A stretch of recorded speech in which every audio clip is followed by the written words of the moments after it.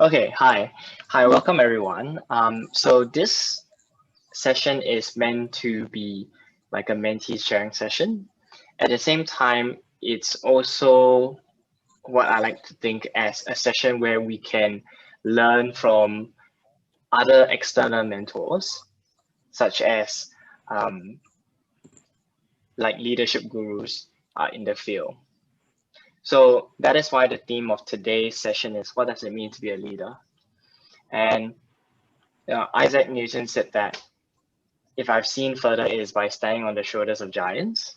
So that just means that we need, we all need mentors, or we all need influential figures that are able to guide us in the right direction. And that's how we are able to exceed our own potential. I think it's very Mm-mm. possible for anybody to, achieve, but sometimes it does mean that some people tend to be able to take shortcuts just based on the advice that either their friends or their family members are able to give to them. Yeah, so I want this kind of like session to be very interactive and stuff like that. So like we can just like whenever like I talk about any points, like just share with me your insights and stuff like that, and we just have like a conversation about it. Yeah.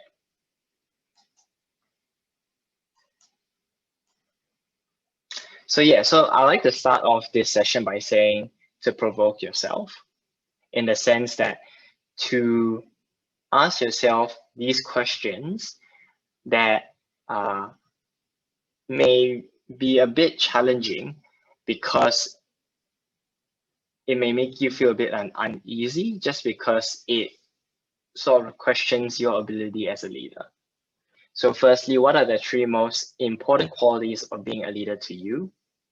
Now that can be either something that you found out when you were a teammate and you were like, this person is lacking in this certain department. I think that's important. Or it could be when you were a leader yourself and you felt that you did a good job, or you felt that you didn't really do a good job because of something else. The second question is, when was the time when you felt vulnerable as a leader? Personally, I've had many times when I felt that I was not doing a great job as a leader, and whether that's to do with management of the task or management of the team. And lastly, when did you regret a decision that you made as a leader, right? So I think we can kind of do, since this is kind of a small group, we can kind of do like a taking turns in a very table topics format. If maybe like Sabrina, you want to start first? If you can just kind of come off things off your head. It doesn't have to be three qualities, just kind of any quality that you think is important to be a leader. Sure. Thank you. Those are really great questions. Thank you for asking them. The first really good quality of being a leader to me would be integrity. I value people who have a lot of integrity, who make promises that they can only keep, and who always keep their promises, and who value their work ethics no matter which setting or which context they're in. The second quality for me to be a good leader would be empathetic and accepting of anyone from any situation. My principle is that you should have high standards for yourself. That's a given. But when it comes to other people, you should always be understanding. You should be challenging them and motivating them, but you should also be accepting of people's different realities and different backgrounds and how those things may influence their situation sometimes. The third quality for being a good leader for me would be a good communication, which is obvious, of course. I mean, everything depends on your communication skill and how you come across. So, those are three important qualities for me: integrity, having empathy, and communication. Thank you, The Sabrina. second question. I think we should uh, like hear what Sarah and Vishal has to say about this first question. Then we can kind of go on to the next ones. Yeah. Sarah? Yeah, for me, I think the most important qualities as a leader is consideration. As a considered leaders, you think from other people's perspective. Only when you think from other people's perspective, people will follow you. I would say like trust you. Like because like you think from their perspective. So like Yeah. yeah. And the second one I would think is responsible. For example, when there is a conflict or there is a problem, a leader should not blame others, but solving together. And the third one I think would be persuasive, like have the ability to influence others. Yeah, this is what I think. Okay. Yeah. That sounds really good. Yeah, like I would love to share my thoughts, but just like to see what Vishal thinks about this question. Hey, yeah. So I think being a good leader means you're able to set an example, as the name suggests, to lead. So basically, yeah, just be a role model and being able to be a supportive leader as well, because I think that sets the tone as a leader. And I think the delivery and influence to the rest of the crew. So basically, yeah, so that comes under communication as well, being able to influence others into the example you want to set.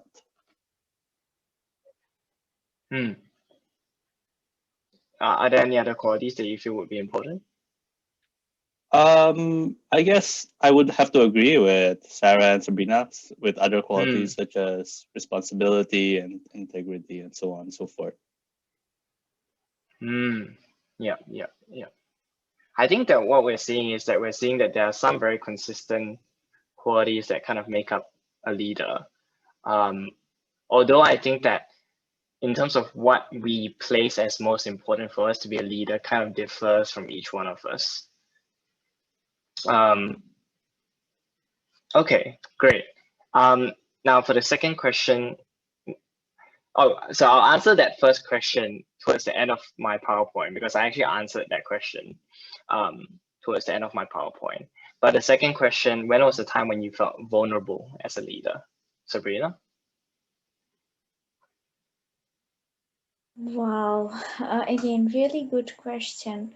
I think I feel vulnerable as a leader all the time. Like, I genuinely doubt my ability to lead anyone, even myself. Like, I really don't understand what would make me qualified to lead other people.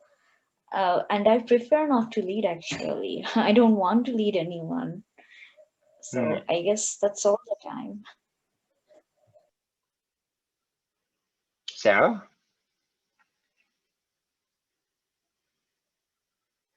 Oh, are you on mute?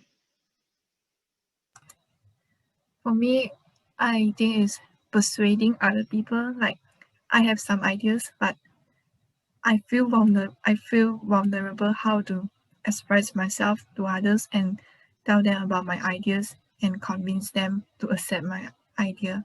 And sometimes when there is a conflict between team members, I also felt vulnerable, like to handle how to handle. Yeah. Vishal? So I think one of the times I felt vulnerable as a leader was when I was trying to lead the team, but I always have this fear in me that I do not know if it came across wrong or something. I don't want to be seen as a leader that dictates, for example. So I think that's one of the common fears as a leader. Sometimes you don't want to come out wrong. You want to be known as a supportive leader, but sometimes due to some miscommunication, I guess that's why communication is really important to be a leader, because if you miscommunicate, you might come out as wrong. That's one of the times I felt vulnerable, and one more time is probably all of us would feel incompetent sometimes to lead because you don't want to be you don't want to lead your team to failure basically. So I guess that feeling of incompetency. I think first thing I want to say is that like we can all unmute. We don't have to like keep muting and unmuting. It's fine if we all just wanna just like have a chat. To me, I feel that I felt vulnerable as a leader, especially when I'm under a lot of stress.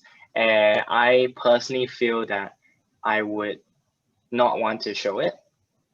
So it's that situation where I feel that as a leader that I would have to be able to, brace through all these obstacles, and that I would set a good example for my team.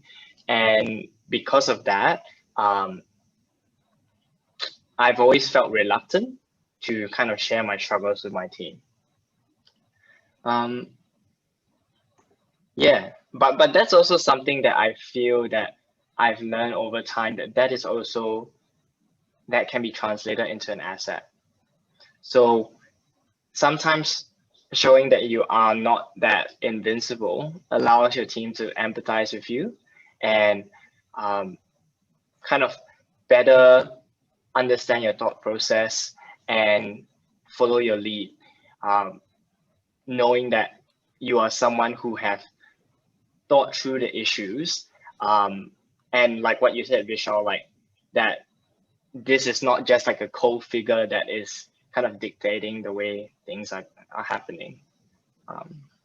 Yeah. All right, last question. So when did you regret a decision you made as a leader? Sabrina? Good, really good question, and I've been thinking about that for a while right now. Um, so could you elaborate on that question a little bit more? Because what do you Yeah. mean by as a leader? Like, I'm really thinking hard. I haven't led anyone so far. So I think the way that I think about leadership is not only that you would have to be at the forefront of the team, but the qualities of a leader can be applied even when you are kind of that supporting cast. So, for example, there have been times when I've been a teammate, but I felt that I've not really been trying to steer the direction of the conversation to something productive.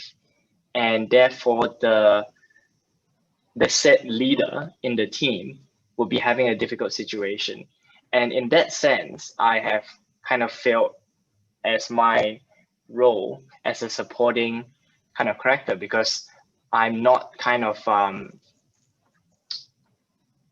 being a good teammate to being a good teammate to the team, and therefore kind of failing in that supporting role.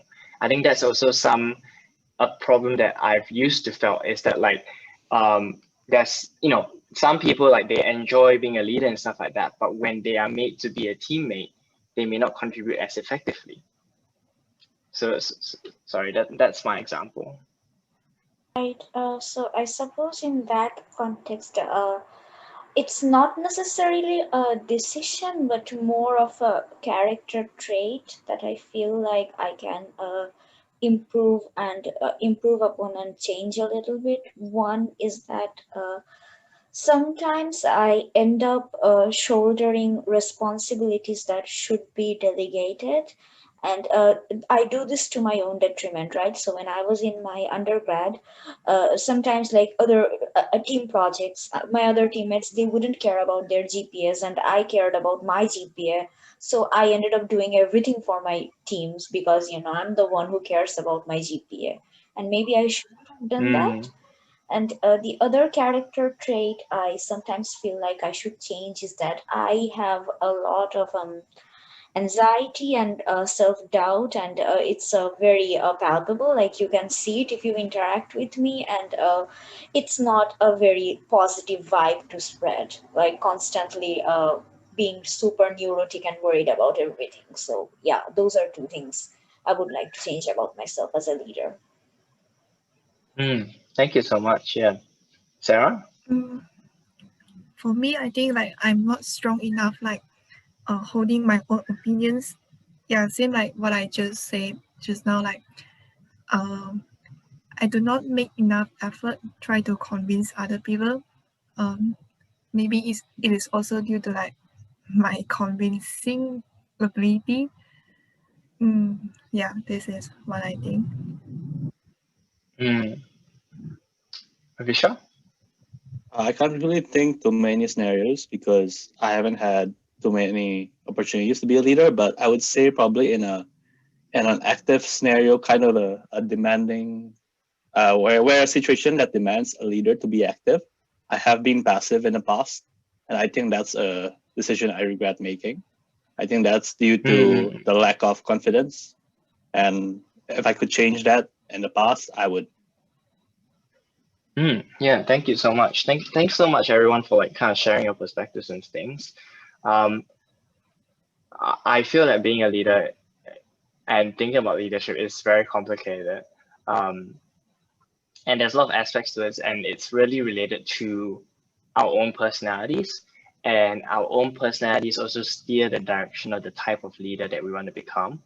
Um, so I think picking the right figure or picking the right role model to follow is really important, and not just that kind of most popular guy, because that kind of personality and characteristic traits may not apply to you, and it will feel very natural for us to try and mold ourselves after them.